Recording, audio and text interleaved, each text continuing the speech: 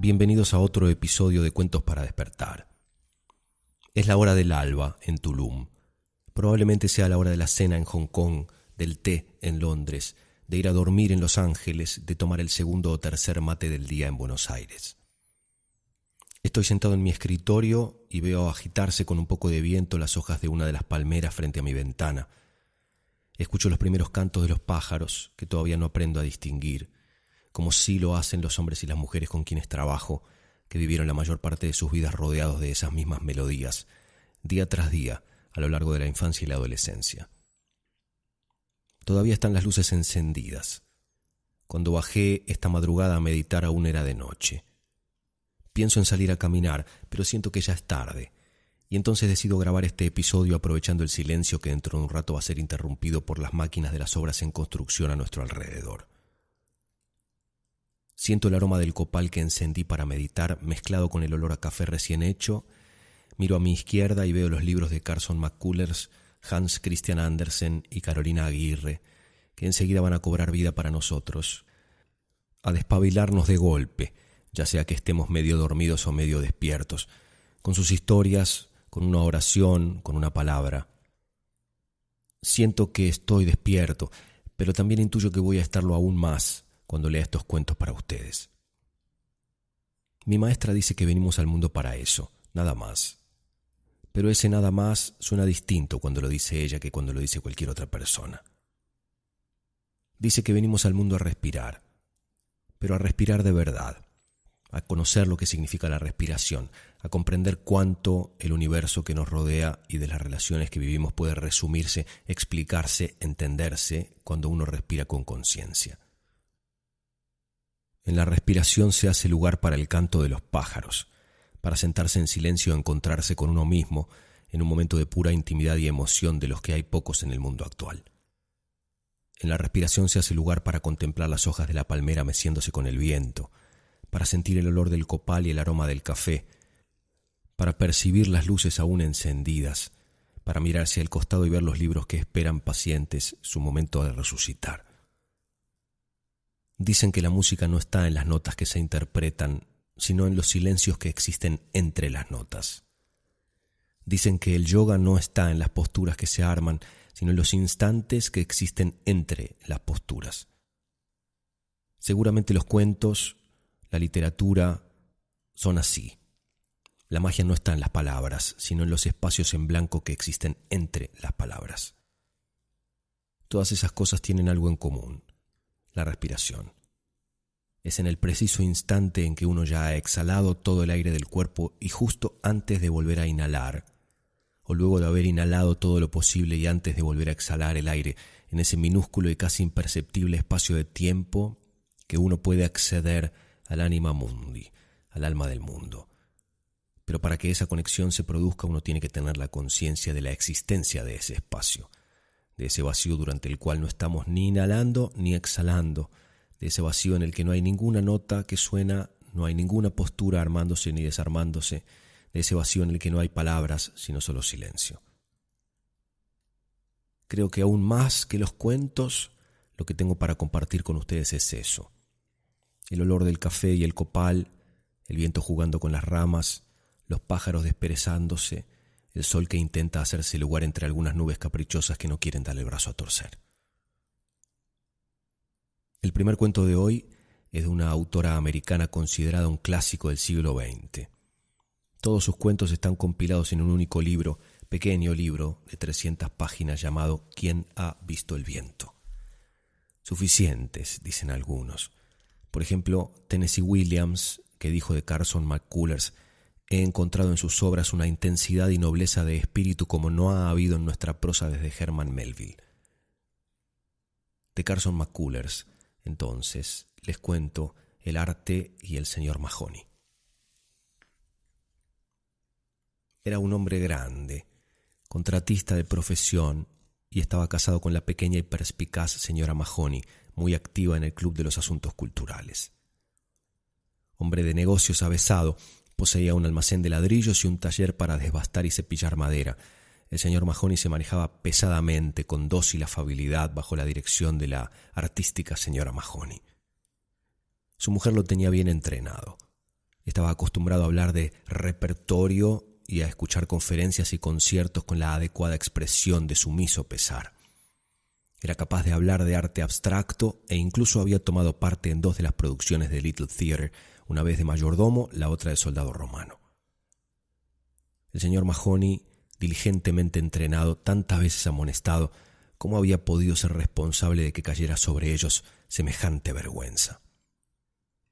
El pianista de la noche era José Iturbi y se trataba del primer concierto de la temporada, una función de gala. Los Mahoney habían trabajado mucho durante la campaña en pro de la Liga de las Tres Artes. El señor Mahoney, él solo, había vendido más de 30 abonos de temporada. A los más cosmopolitas entre sus conocidos del mundo de los negocios les habló de los conciertos programados como de un orgullo para la comunidad y de una necesidad cultural. Los Mahoney habían prestado su coche y en el escenario de su nueva casa estilo Tudor encerada y adornada con flores para la ocasión, habían obsequiado a los abonados a una fiesta al aire libre, con 3 criados negros uniformados de blanco que sirvieron los refrescos. El indudable prestigio de los Mahoney como mecenas del arte y de la cultura se lo tenían bien merecido. El comienzo de la fatídica velada no dejó entrever lo que se preparaba. El señor Mahoney cantó en la ducha y se vistió con minucioso cuidado. Había traído una orquídea de la floristería de Duff. Cuando Ellie pasó desde su habitación, en la nueva casa tenían habitaciones separadas aunque contiguas, él estaba cepillado y resplandeciente en su smoking, y ella llevaba la orquídea en el hombro de su vestido azul de crespón. Se mostró satisfecha, le dio unas palmaditas en el brazo y le dijo: «Estás muy apuesto esta noche, Terence, de lo más distinguido». El cuerpo del robusto señor Mahoney se estremeció de felicidad y se le encendió el rostro rubicundo con sienes de venas bifurcadas. «Tú siempre estás igual de hermosa, Ellie, siempre deslumbrante. A veces no entiendo por qué te casaste con...» Su mujer lo calló con un beso. Iba a haber una recepción después del concierto en la casa de los Harlow y, por supuesto, los Mahoney estaban invitados. La señora Harlow era la jefa de la manada en aquel prado de las cosas más selectas. ¡Ah, cómo despreciaba Ellie aquellas expresiones tan vulgares! Pero el señor Mahoney había olvidado todas las veces que había sido necesario llamarle la atención mientras caballerosamente le colocaba a su mujer el chal sobre los hombros. La ironía fue que hasta el momento mismo de su ignominia, el señor Mahoney había disfrutado con el concierto más que con ninguno de los anteriores. No fue preciso escuchar nada del serpenteante y tedioso Bach, y cuando el pianista tocó una pieza con ritmo de marcha, se encontró varias veces llevando con el pie el compás de la música. Mientras permanecía allí sentado, disfrutando de aquella pieza, miraba de cuando en cuando a Ellie. El rostro de su mujer tenía la expresión de dolor petrificado, inconsolable, que adoptaba siempre que escuchaba música clásica en un concierto. En los descansos entre interpretaciones se ponía la mano en la frente con aire trastornado, como si soportar tanta emoción fuese demasiado para ella. El señor Mahoney, por su parte, aplaudía con entusiasmo, agitando mucho sus rosadas manos regordetas, feliz con la oportunidad de moverse y reaccionar. En el descanso, los Mahoney salieron por separado al vestíbulo. Terence se encontró con que le tocaba aguantar a la anciana señora Walker. «Estoy deseando que llegue Chopin», dijo ella. «Siempre me gusta la música menor. ¿No le pasa a usted lo mismo?» «Imagino que disfruta usted sufriendo», respondió el señor Mahoney. La señora Walker, la profesora de inglés, replicó sin demora: «Es la melancolía del alma celta de mi madre. Sus antepasados vinieron de Irlanda, ¿sabe?» Sintiendo que de algún modo había dado un paso en falso, el señor Mahoney dijo torpemente: «También a mí me gusta la música menor». Tip Mayberry lo cogió del brazo y le habló en tono de camaradería. Ese tipo aporrea a conciencia los marfiles. El señor Mahoney adoptó un tono reservado. «Tiene una técnica muy brillante». «Aún nos queda 1 hora», se lamentó Tip Mayberry. «Ojalá nos pudiéramos escapar tú y yo». El señor Mahoney se apartó discretamente. Por su parte le gustaba el ambiente de las representaciones y de los conciertos en el Little Theater, las telas y los prendidos de flores de las señoras y los correctos smokines de los caballeros. El orgullo y la satisfacción le caldeaban el alma mientras departía afablemente con otros espectadores en el vestíbulo del auditorio escolar, saludaba a las señoras y hablaba con autoridad reverente de movimientos y mazurcas. Fue durante la primera obra después del descanso cuando se produjo el desastre. Se trataba de una larga sonata de Chopin. El primer movimiento atronador, el segundo entrecortado y voluble. Durante el tercero, el señor Mahony, sintiéndose cómplice, llevaba el ritmo con el pie. La rígida marcha fúnebre y un triste fragmento con aire de vals en el centro. La conclusión de la marcha fúnebre llegó con un estrepitoso acorde final. El pianista alzó la mano e incluso se inclinó un poco hacia atrás sobre el taburete del piano. El señor Mahony aplaudió. Estaba tan completamente seguro de que era el final de la sonata que aplaudió con entusiasmo media docena de veces antes de darse cuenta, para horror suyo, que había aplaudido solo. Con veloz energía diabólica, José Iturbi se abalanzó de nuevo sobre las teclas del piano. Al señor Mahony lo agarrotó la desesperación. Los momentos que siguieron fueron los más terribles que recordaba. Las venas rojas de las sienes se le hincharon y oscurecieron, y él procedió a apretarse las manos transgresoras entre los muslos. Si al menos Eli le hubiera hecho alguna discreta señal para consolarlo, pero cuando se atrevió a mirar en su dirección, el rostro de su esposa estaba helado y sus ojos miraban al escenario con desesperante intensidad. Después de algunos interminables minutos de humillación, el señor Mahony extendió una mano tímidamente hacia el muslo de Eli cubierto de crepe. La señora Mahony se apartó de él y cruzó las piernas. Durante casi una hora tuvo que sufrir la vergüenza pública. Por un momento reparó en Tip Mayberry y una maldad desconocida se apoderó de su tierno corazón. Tip era incapaz de distinguir una sonata de los blues del navajazo en la tripa, y sin embargo ahí estaba, pagado de sí mismo sin que nadie se fijara en él. La señora Mahony, por su parte, se negaba a aceptar la mirada angustiada de su marido. Después tenían que ir a la fiesta. El señor Mahony reconoció que era eso lo que había que hacer. Se dirigieron hacia allí en silencio, pero cuando estacionó el coche delante de la casa de los Harlow, la señora Mahony dijo: «Yo pensaría que cualquier persona con un mínimo de sentido común sabe lo bastante como para no aplaudir hasta que lo hayan hecho los demás». Para él la fiesta fue un espanto. Los invitados rodearon a José Iturbi y le fueron presentados. Todos sabían quién había aplaudido, a excepción del señor Iturbi, que se mostró tan cordial con el culpable como con todos los demás. El señor Mahony se quedó en un rincón detrás del piano de cola bebiendo whisky. La anciana señora Walker y su hija, junto con la jefa de la manada, no se apartaron ni un momento de José Iturbi. Eli, por su parte, se dedicó a mirar los títulos de los libros de las estanterías. Sacó uno e incluso estuvo un rato leyéndolo de espaldas a la habitación. En el rincón, su marido permaneció aislado durante un buen número de cócteles, y al final fue Tip Mayberry quien se acercó para hacerle compañía. «En mi opinión», le dijo, «después de todos los abonos que vendiste tenías derecho a un aplauso de más».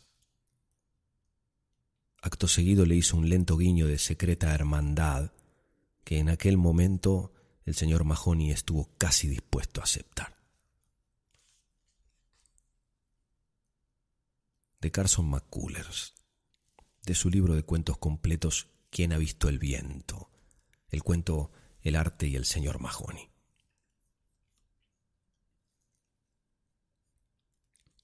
El segundo cuento de hoy es de Hans Christian Andersen, autor de los famosísimos cuentos El patito feo, La sirenita y El traje del emperador, entre muchísimos otros. De sus cuentos completos les comparto El niño en la tumba. Había luto en la casa y luto en los corazones. El hijo menor, un niño de 4 años, el único varón, alegría y esperanza de sus padres, había muerto. Cierto que aún quedaban 2 hijas. Precisamente aquel mismo año la mayor iba a ser confirmada. Las 2 eran buenas y dulces, pero el hijo que se va es siempre el más querido, y ahora, sobre ser el único varón, era el Benjamín. Dura prueba para la familia. Las hermanas sufrían como sufren por lo general los corazones jóvenes, impresionadas sobre todo por el dolor de los padres. El padre estaba anonadado, pero la más desconsolada era la madre.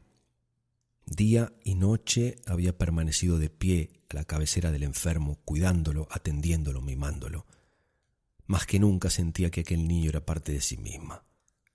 No le cabía en la mente la idea de que estaba muerto, de que lo encerrarían en un ataúd y lo depositarían en una tumba. Dios no podía quitarle a su hijo, pensaba, y cuando ya hubo ocurrido la desgracia, cuando no cabía incertidumbre, exclamó la mujer en la desesperación de su dolor: «Es imposible que Dios se haya enterado. En la tierra tiene servidores sin corazón que obran a su capricho sin atender a las oraciones de una madre». Así, la mujer perdió su confianza en Dios. En su mente se filtraron pensamientos tenebrosos, pensamientos de muerte, miedo a la muerte eterna, temor de que el hombre fuese solo polvo y de que en polvo terminase todo.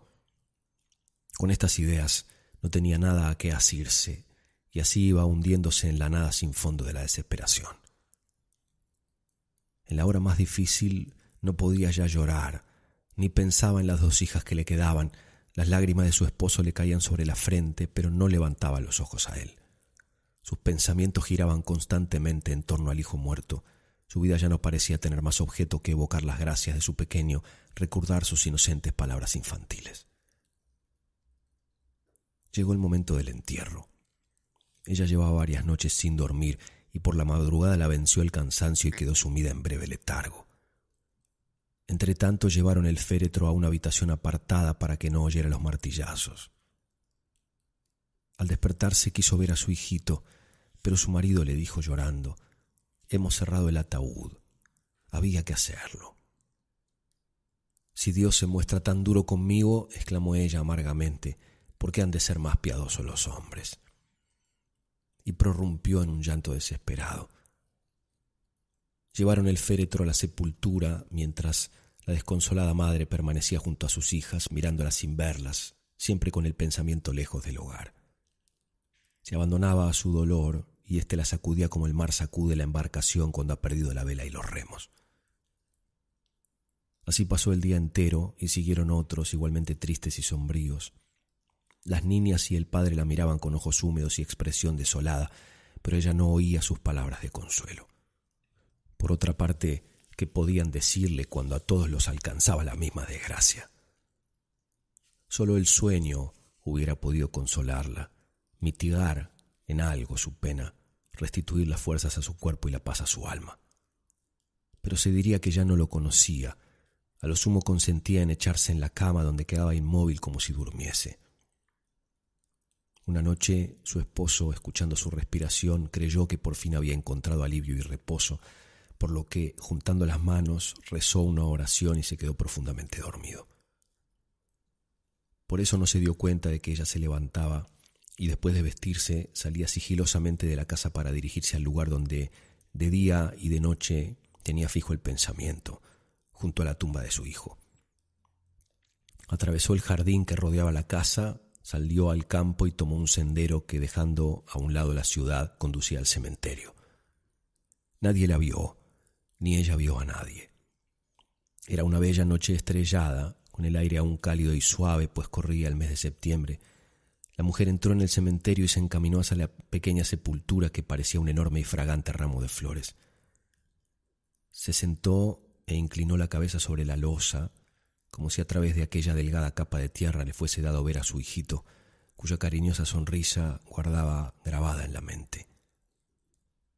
No se le había borrado tampoco la hermosa expresión de sus ojos, incluso cuando el niño yacía en su lecho de muerte.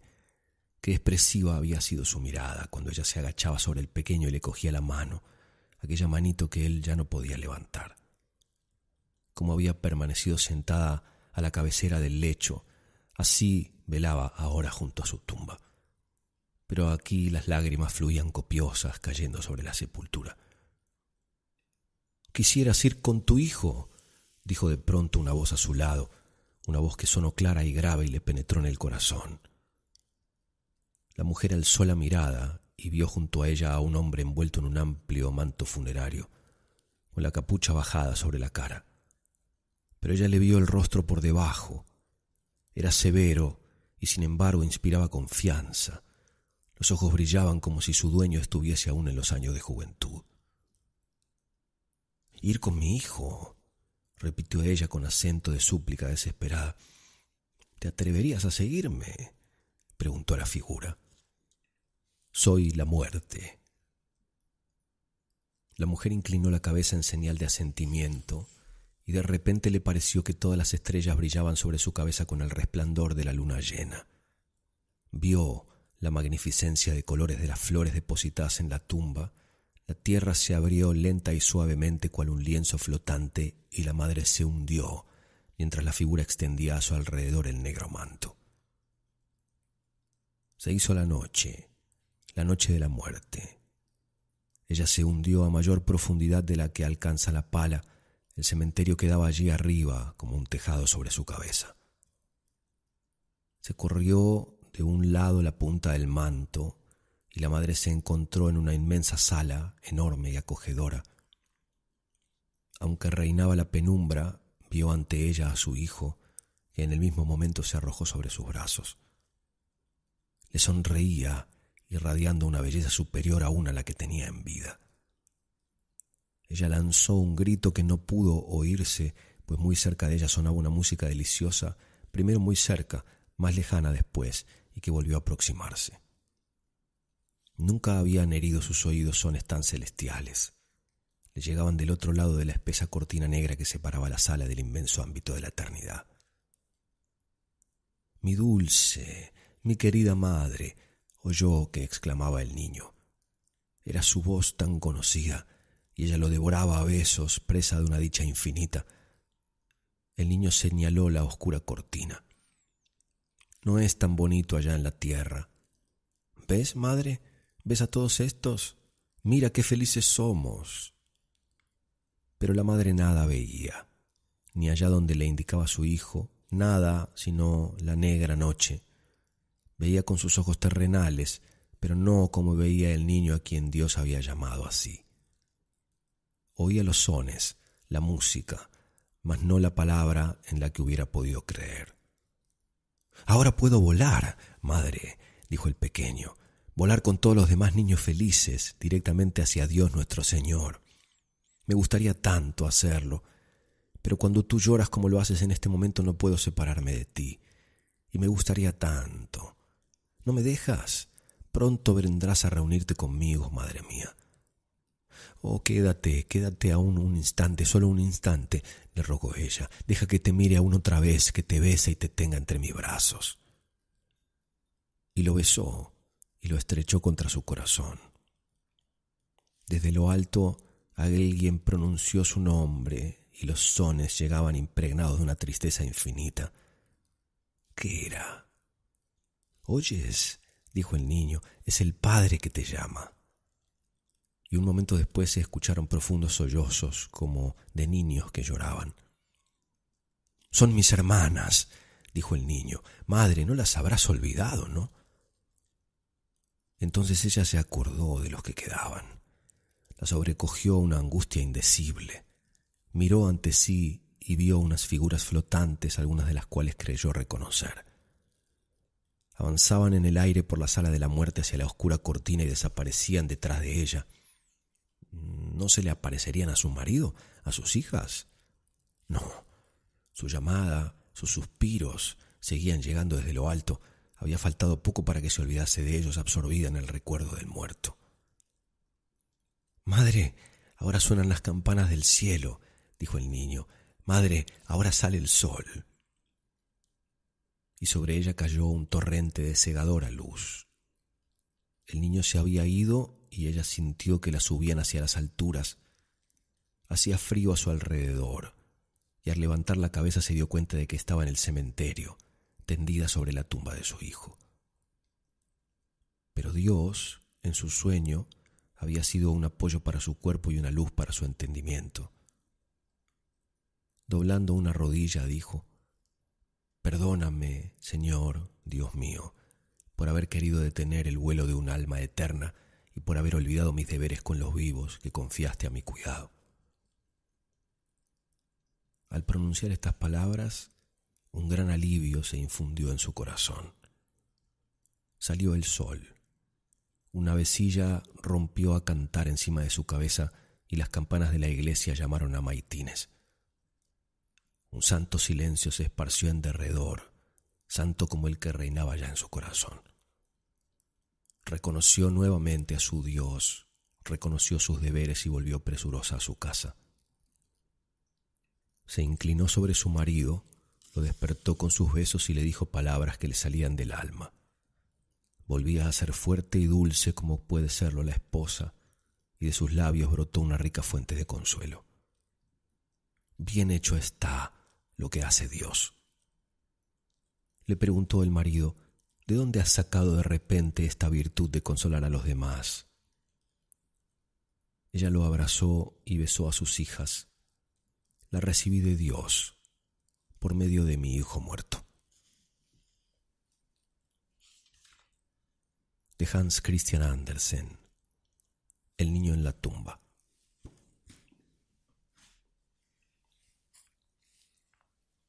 El último cuento de hoy es de una joven y talentosísima escritora argentina llamada Carolina Aguirre, de quien hace algunos episodios les conté el terrible relato Colombia.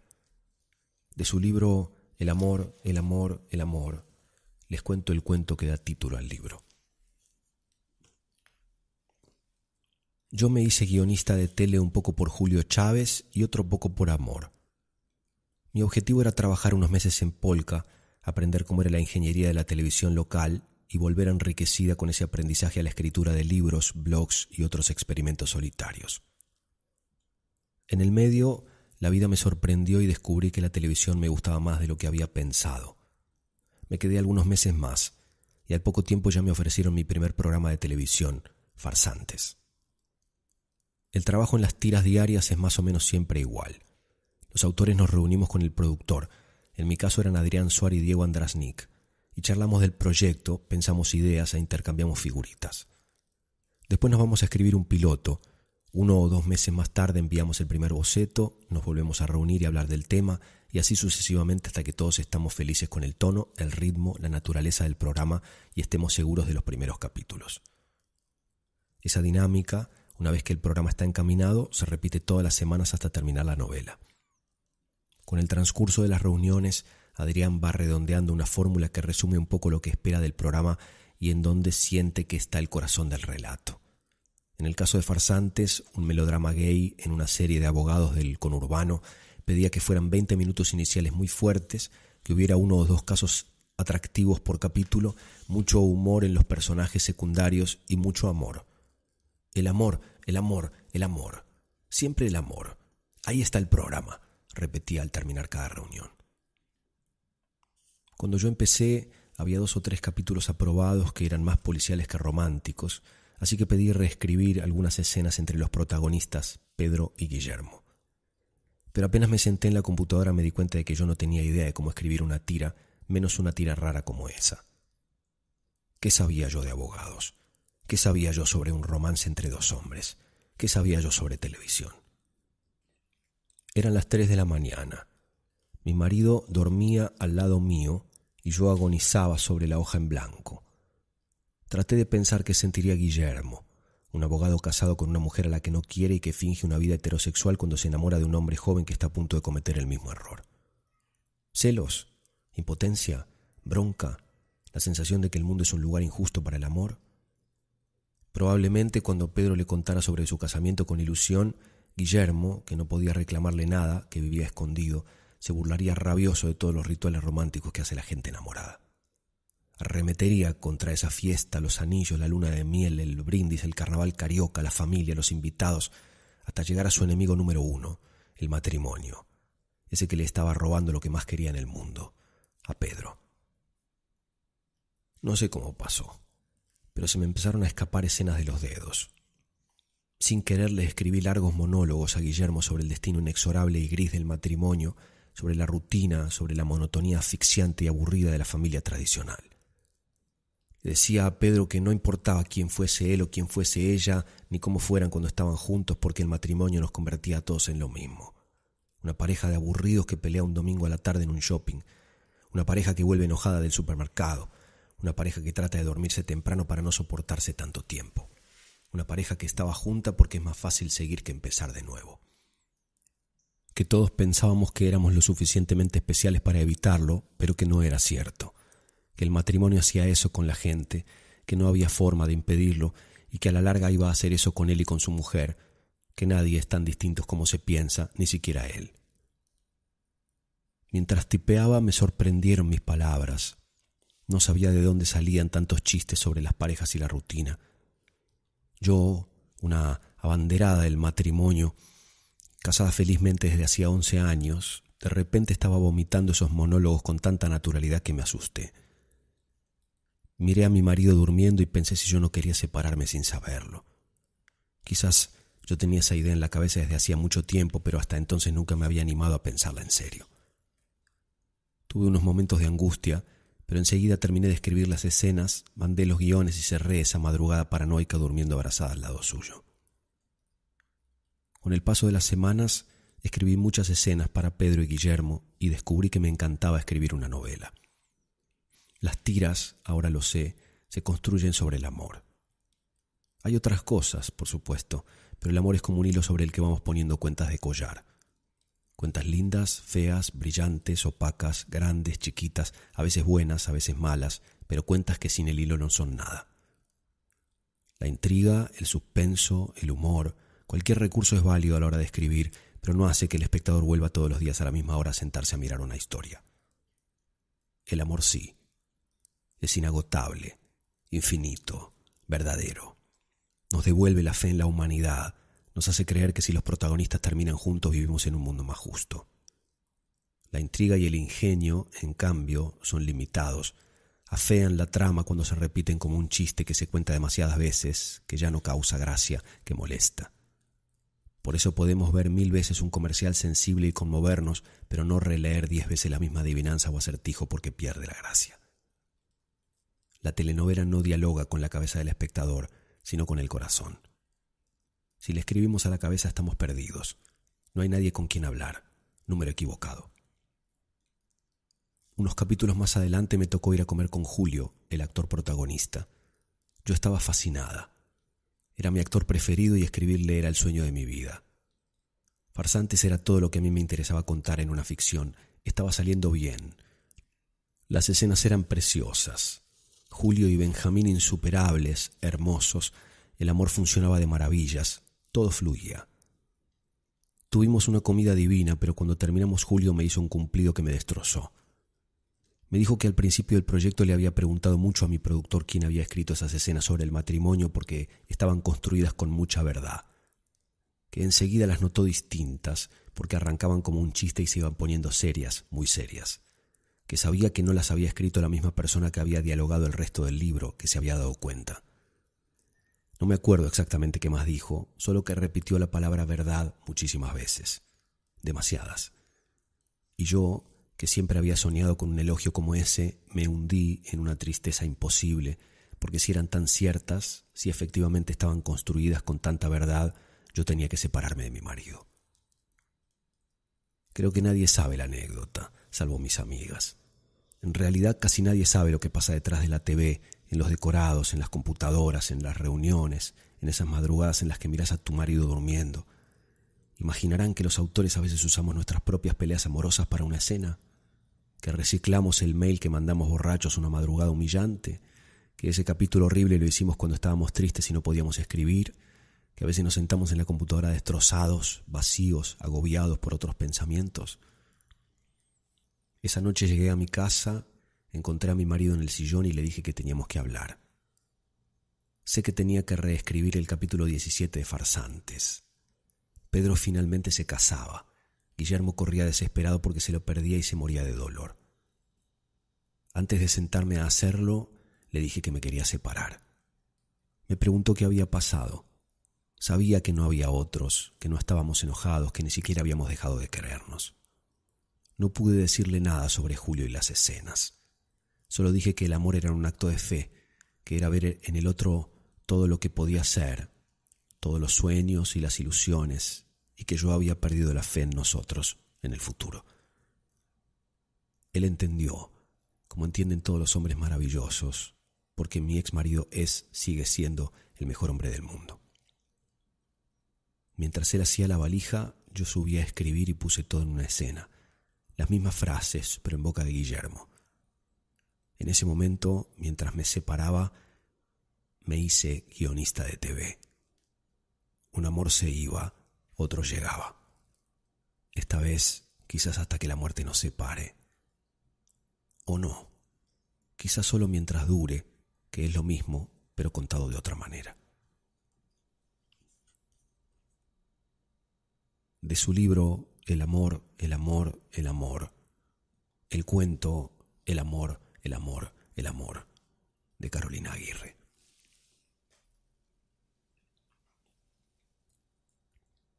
Así llegamos al final de este encuentro. Les agradezco a todos por seguir escribiéndome. Para quienes preguntan cuándo voy a presentarme, sobre todo en Buenos Aires, les cuento que hemos emprendido un proyecto junto con Airbnb, la plataforma de viajes, de presentaciones exclusivas tanto en Tulum como en Buenos Aires, a las que únicamente se puede acceder desde la plataforma de Airbnb. Para quienes estén interesados en ver de qué se trata, las fechas y los detalles, les pido que ingresen a airbnb.com y busquen en las experiencias en el rubro entretenimiento, ya sea en Tulum como en Buenos Aires. Si utilizan normalmente la plataforma, ya saben cómo funciona. Si no la han utilizado nunca, pueden abrir un perfil de forma gratuita y reservar para cualquier experiencia que deseen en cualquier ciudad donde vivan o a donde vayan de visita. Si tienen dudas o problemas para acceder, me hacen saber por email siempre a norberto@jansenson.com. Les recuerdo también, porque me lo preguntan mucho, que mis libros no se encuentran en las librerías, en ningún país ni ciudad. Están únicamente publicados por Amazon y se pueden comprar en versiones digital o de papel únicamente a través de Amazon.com o del Amazon que haya en vuestro país, como México, España, India, Japón, Francia y otros más. Eso, y nos encontramos en el próximo episodio.